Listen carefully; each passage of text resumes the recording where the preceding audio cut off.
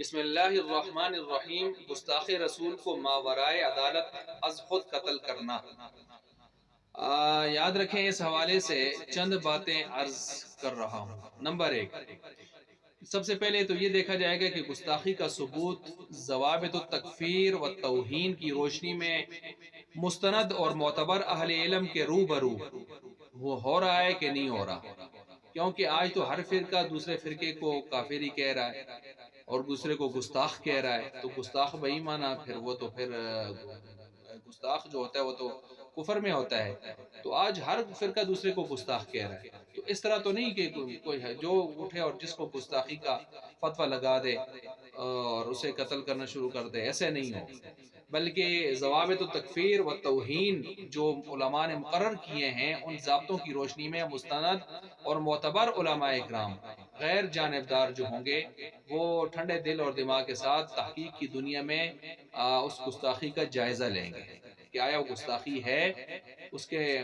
جو ہے یعنی واجب القتل ہونے کا سبب بنتی ہے یا نہیں۔ نمبر 2، سزا دینا۔ یہ سزا دینا حکومت وقت کی ذمہ داری ہوتی ہے، اسٹیٹ کی، ریاست کی ذمہ داری ہوتی ہے وہ سزا دے۔ ہمارے ملک پاکستان میں بھی اس پر قانون موجود ہیں، 295 اور 298 BC وغیرہ موجود ہیں اس کے اوپر تعزیرات پاکستان کے تحت۔ تو اب ان کی ذمہ داری ہے وہ اس کو سزا دیں، اگرچہ صورتحال اس طرح کی ہو کہ چھوٹ جاتے ہوں اور جو ہے وہ پھانسیاں ان کو جو ہے سزائے موت نہ دی جاتی ہو، یا نچلی عدالتوں نے دی ہے اوپر والی عدالت جو ہے بری کر دیتی ہو، اگرچہ ایسی بیرا روی کے سلسلے چل بھی رہے ہوں، پھر بھی ریاست کی ذمہ داری ہے کہ وہ اپنی ذمہ داری پوری کرے اور ان کو سزائے موت دے اگر ان پر یہ جرم ثابت ہوتا ہے۔ تیسری بات یہ ہے کہ یہ گستاخی جو ہے بالکل واضح ہو اور اس کی کسی قسم کی تو تعویل نہ ہو سکتی ہو، واضح گستاخی ہو کہ جس کو اہل علم حقائق کی دنیا میں اور ضوابط کی روشنی میں مان لیں کہ واقعی یہ گستاخی ہے، قابل تعویل نہ ہو۔ کیونکہ یہاں تو اپنی طرف سے فتوے لگا کے، جیسے جنید جمشید کے بارے میں کچھ لوگوں نے فتویٰ لگا کے اور ایئرپورٹ کے اوپر اس کو مارا اور گستاخ رسول کہا اور فلاں اس قسم کے باتیں واقعات ہوتے ہیں، اور اس کے علاوہ اور متعدد واقعات ہوئے ہیں۔ تو اس کے ساتھ ساتھ یہ کہ گستاخی میں نے کہا بالکل واضح دو ٹوک لفظوں میں اس ترتیب سے اگر سامنے آ جائے، اور پھر ساتھ یہ ہے کہ اس نے توبہ بھی نہ کی ہو، اس پر ڈٹا ہو، مصر ہو، سچے دل سے توبہ بھی نہ کی ہو اس نے، ایسے شخص نے، اگر وہ پہلے مسلمان تھا تو پھر ایسی صورت میں یہ واقعی گستاخ ہوگا، اور ایسے گستاخ کو سزا دینا تو ریاست کی ذمہ داری ہے۔ لیکن اگر کسی مسلمان نے فرط محبت میں آ کر اور فرط محبت رسول میں آ کر اس کو قتل کر ڈالا تو ایسے قتل کرنے والے قاتل کو سزا نہیں دی جائے گی، یعنی اسلام کا مزاج نہیں ہے کہ ایسے کو سزا دیں۔ ہاں اس کی حوصلہ افزائی کرتے اس کو ہیرو بھی نہیں بنایا جائے گا کہ ہیرو بنا کر ملک میں افراتفری بنائی جائے، ایسا نہیں ہوگا۔ لیکن اس کو سزا دینا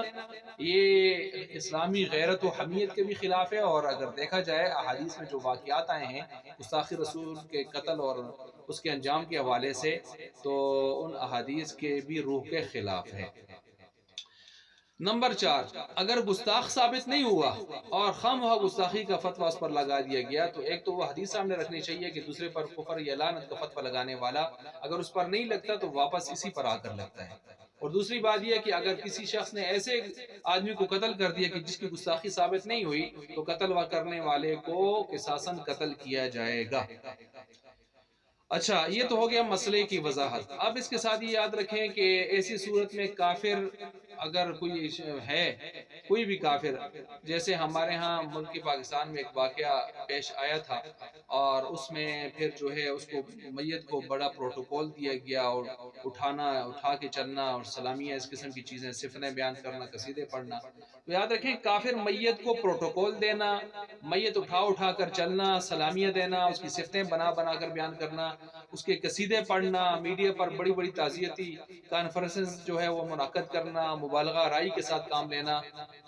یہ معاملہ بھی اسلام کی روح سے مداہنت کے زمرے میں آتا ہے،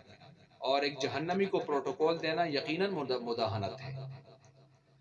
اور یہ بھی سوچیں کہ زندہ کافر پر لعنت تو جائز نہیں ہے، ہو سکتا ہے کل وہ مسلمان ہو جائے، لیکن اگر وہ مر جائے کفر کے اوپر ہی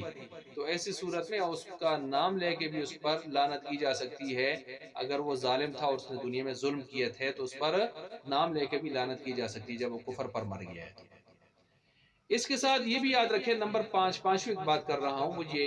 کہ کچھ لوگ یہاں پر یہ کہتے ہیں کہ ریاست کا مسئلہ ہے وہ انتقام لے، وہ جو ہے اس کو سزا دے۔ ٹھیک ہے، بالکل بات میں پہلے تفصیل سے کر چکا ہوں، اور اس پر قیاس کرتے ہیں جیسے کسی کا والد کسی نے مار دیا، کسی کا بھائی مار دیا، تو ہم وہاں عدالت میں رجوع کرتے ہیں، تو اس معاملے میں بھی عدالت میں رجوع کرنا چاہیے، بالکل کرنا چاہیے، ٹھیک کہہ رہے ہیں۔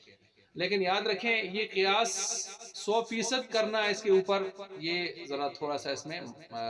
یہ ٹھیک نہیں ہے، کمزوری ہے۔ وجہ یہ ہے کہ نبی علیہ السلام، قرآن کریم، اسلام، اس کے ساتھ مسلمان کا تعلق والہانہ قلبی تعلق ہوتا ہے، اور یہ ایمان کا مسئلہ ہے، ایمان کا مسئلہ ہے۔ اور والد اور والدہ اور بھائی وغیرہ یہ جو ہیں ان کے ساتھ ہمارا جانی خونی رشتہ ہے، تعلق ہے۔ تو ایمانی معاملہ اس کو قیاس کرنا ہے خونی رشتے کے، گویا اہمیت کو برابر کر لینا ان کی اہمیت کو، یہ عقل سے بالاتر ہے، ماورا ہے۔ اس وجہ سے اس قسم کے فلسفے نہیں جاننے چاہیے۔ ٹھیک ہے، جان و مال، عزت آبرو، اچھا یہاں یہ بھی یاد رکھیں آپ علیہ السلام نے کسی شخص کو بھی ایسے نہیں ہے کہ کسی کے جان مال عزت آبرو کا کوئی جو ہے لوٹیرا ہو اور ظلم زیادتی کی اور آپ نے اس کو قتل کروایا ہو، یا کوئی قتل کر کے اس طرح آ گیا اور اس نے آپ کے سامنے یہ بات رکھی اور آپ نے اس کی تائید کی ہو۔ ایسے کوئی بھی نہیں ہے کہ کسی کے جان مال عزت آبرو کے حوالے سے کوئی واقعہ کروایا ہو جبکہ وہ ظالم ہو، یا کوئی کر کے آیا ہو اس کسی ظالم کو ٹھکانے لگا کے تو آپ نے اس کی تائید کی ہو، ایسے نہیں ہے۔ لیکن ایسے ہے کہ کوئی آپ علیہ السلام کی شان میں گستاخی کر رہا ہے، کعب بن اشرف اور ابو رافع وغیرہ، تو آپ اس کو قتل کروانے کے لیے باقاعدہ تشکیلیں کر رہے ہیں۔ اور ایسے بھی ہے کہ کوئی گستاخی کر رہا تھا، کر رہی تھی، اس کو قتل کرنے والے نے قتل کر کے آ کے آپ علیہ السلام کے سامنے بات رکھی اور آپ نے اس کی تائید فرما دی کہ ٹھیک ہے اس کا خون رائگان گیا، جس طرح کہ سنن نبی داؤد میں وہ جو ہے باندی جو ایک نابینا صحابی کی تھی، اور وہ اس کو باندی کو نابینا صحابی نے قتل کر دیا تھا، گستاخی، بار بار گستاخی کرنے کی وجہ سے۔ تو بہرحال اس لیے ان معاملات کو اس پر قیاس نہیں کرنا چاہیے۔ ایمان کا مسئلہ بہت بلند مسئلہ ہوتا ہے اور بہت اوپر کا مسئلہ ہوتا ہے، اس پر اس طرح کے جان کے، دنیا کے، عزت کے مسائل کو قیاس نہیں کرنا چاہیے۔